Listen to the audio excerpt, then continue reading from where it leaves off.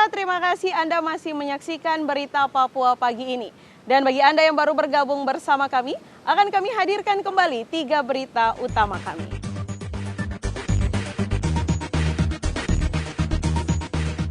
Tiga hari hilang, Nanda Apian ditemukan tewas di perairan Pulau Sop. Cegah penyebaran COVID-19, umat Islam dilarang gelar sholat Idul Adha di lapangan terbuka. Curah hujan tinggi, petani cabai dan tomat di Mimika terancam bangkrut.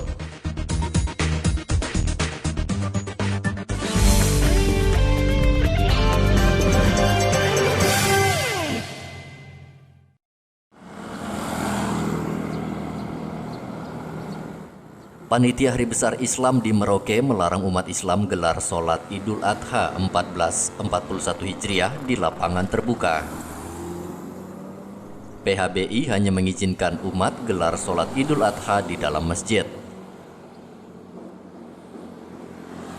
Pengurus PHBI Merauke Ali Sahbana mengatakan sesuai instruksi Satgas COVID-19 Merauke, seluruh umat wajib menerapkan protokol kesehatan saat sholat Idul Adha di masjid.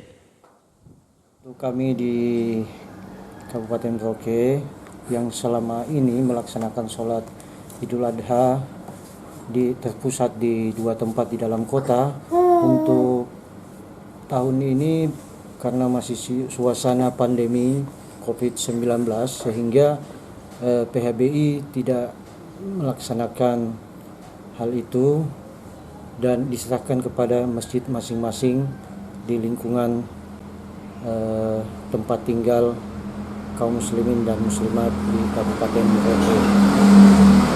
Dan untuk pelaksanaannya tetap mengacu pada protokol pemerintah, protokol kesehatan, dan upaya-upaya yang lain ditempuh oleh PKM masing-masing, yaitu dengan melaksanakan social distancing, diantaranya yaitu tidak bersalaman maupun tetap mengatur jarak.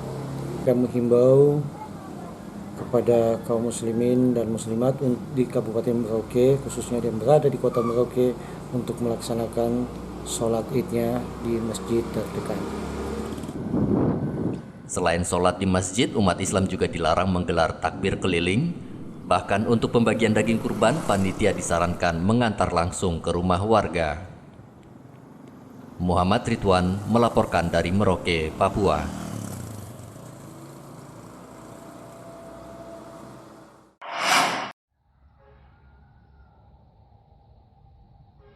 Curah hujan yang tinggi, petani tomat dan cabai di Mimika terancam bangkrut. Sugi hanya bisa pasrah melihat tanaman tomat, cabai, dan melon rusak akibat curah hujan yang tinggi. Kan bulan-bulan hujan tuh, Mas.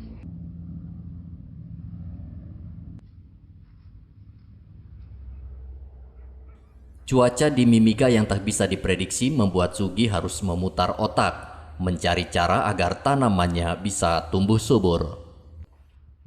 Ini kan buah kedua tuh, Mas. Oh iya. Kalau buah ke-1 sukses, ini buah keduanya. Buah keduanya hancur, hujan kan tidak pernah berhenti toh. Pagi, siang, malam hujan terus. Banyak yang mati. Ada melon, ada tomat itu banyak lah. Hancur semua ya? Ya itu tomat itu. Kayak gitu. Asam apa namanya, asam itu, zat asam tuh naik tuh. Kalau hujan terlalu kan Jadi tomatnya tidak ada yang hidup sama sekali, Pak? Ada, jadi sebagian saja ya? Iya, cuma enggak 100% toh. Cuma 50% aja. Ya keras itu obat-obat, tapi ya banyak obat, Mas. Iya ya. Obatnya banyak. Biasanya obat habis 1 juta, Mas, 2 juta itu loh kalau hujan-hujan. Dan kita akan memperbaiki tuh, Mas. Tanaman rusak diperbaiki baru jadi baru lagi kan, tambah obat lagi. Gitu. Kalau yang buah kedua itu apa kan diambil lalap itu, Mas. Udah berapa petikan, 6 petikan mungkin ya, berapa ya, mungkin ya 30 kilo lah. Yang kedua ini cuma 30 kilo aja? Cuma 30 kilo mau habis, banyak yang mati nih. Oh, iya. Gara-gara hujan toh. Bagus, itu satu cepet itu menghasilkan 1 ton 200, 2 kintal loh. Sekarang enggak mampu, mungkin ya 3 kintal lah kalau hujan-hujan itu. kiriman dari luar toh. Kalau lokal tidak ada kan kiriman dari luar. Kan lokal tidak mampu. Itu aja. Kalau lokal mampu ya dari luar karena sedikit lah kirimannya lah. Kalau lokal tidak ada ya semua luar. Ya bisa apa? Inginnya ya dipantau lah. Ya dikasih tahu lah obatnya apa gitu loh. Katanya inginnya gitu. Yang paling cocok tuh dikasih pupuk apa kalau menangkal hujan yang lebat itu biar tanaman tidak mati-mati. Sejak Juni curah hujan di Mimika tinggi. BMKG memprediksi tingginya curah hujan akan terjadi hingga akhir Juli. Igobat Momolin melaporkan dari Mimika, Papua.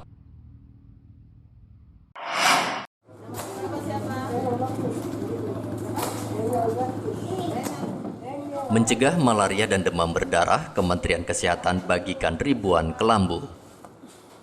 Warga di Kampung Putih senang usai mendapat bantuan kelambu dari pemerintah. Istri tidak ada? Tidak ada. Anak? Warga berharap kelambu rutin dibagikan agar warga terhindar dari penyakit malaria dan demam berdarah. Ini dapat kelambu mau untuk apa ini? Ya, Ini untuk pakai apa?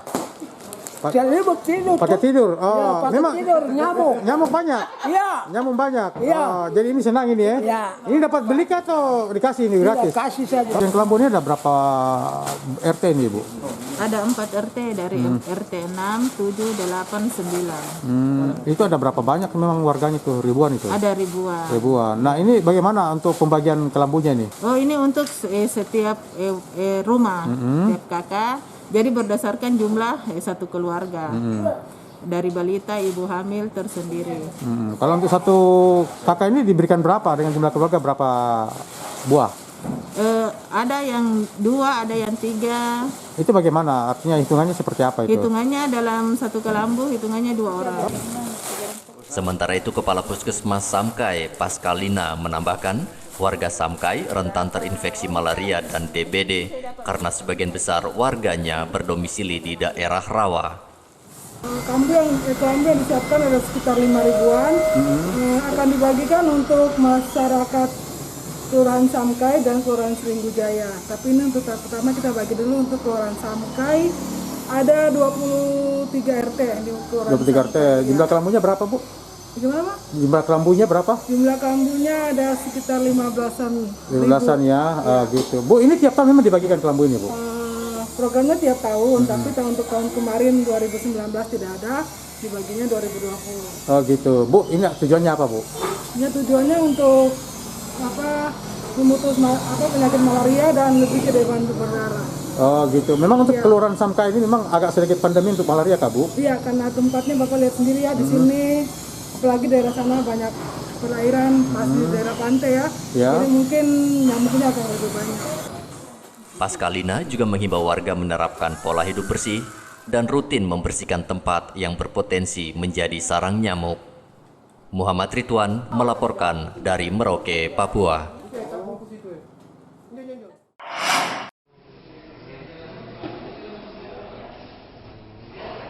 Mencegah penyebaran COVID-19 di Mimika, otoritas Bandara Moses Kilangin memasang alat pemindai suhu tubuh manusia di pintu kedatangan penumpang.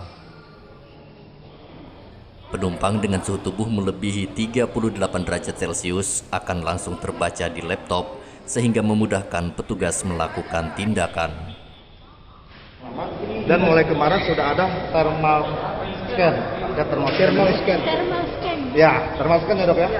Jadi memang memberikan fungsi setiap yang melewati area ini akan terdeteksi temperatur suhu dari para penumpang. Jadi ini sangat membantu kita ketika orang yang baru datang, kita tidak manual lagi seperti kemarin yang pakai gun, tembak-tembak satu-satu agak lama. Nah ini bisa berbarengan, bisa terdeteksi di sini, sangat canggih. Ini merupakan bantuan dari pemerintah Kabupaten Mimika melalui BPBD ya, Badan Penanggulangan Bencana Daerah. Jadi kami pengelola bandar udara berterima kasih kepada pemerintah Kabupaten Mimika dengan tersedianya fasilitas ini. Jadi ini memang saat ini dipasang di pintu kedatangan untuk mengantisipasi orang yang datang ke Mimika melalui bandara UPD Moses Kilangin. Sementara itu perwakilan kantor BPBD Mimika Ida Adriani menambahkan, selain bandara, alat pemindai suhu tubuh juga akan dipasang di pelabuhan. Kemarin kami sudah pasang di bandara lama ya, Sisi utara ya. sudah dipasang. Kemudian rencananya kemarin kita mau pasang di area Tomako, pelabuhan. Cuman mungkin karena situasi lapangan mungkin, karena dia harus dibawa suhu rata-rata ya, jadi dalam gedung, jadi tidak mempengaruhi suhu tubuh. Ini kami sudah pengadaan sejak awal terbentuknya tim gugus tugas. Jadi sejak 3 bulan yang lalu kami sudah pesan. Memang barangnya agak lama datangnya, kurang lebih 3 bulan. Kami Dipesan di mana nih? Dari Jepang. Oh, dari Jepang. Data per 28 Juli pasien positif COVID-19 di Mimika terus bertambah. Dari 506 orang yang terpapar COVID-19, sebanyak 74 pasien dirawat, 426 sembuh dan 6 orang meninggal. Igo Batmomolin melaporkan dari Mimika, Papua. Pemirsa, berita yang baru saja Anda saksikan sekaligus menutup jumpa kita dalam Berita Papua pagi ini. Bersama kru yang bertugas, saya Cynthia Deli mengucapkan terima kasih dan kami pamit undur diri. Selamat pagi, semangat pagi, dan wanyambe.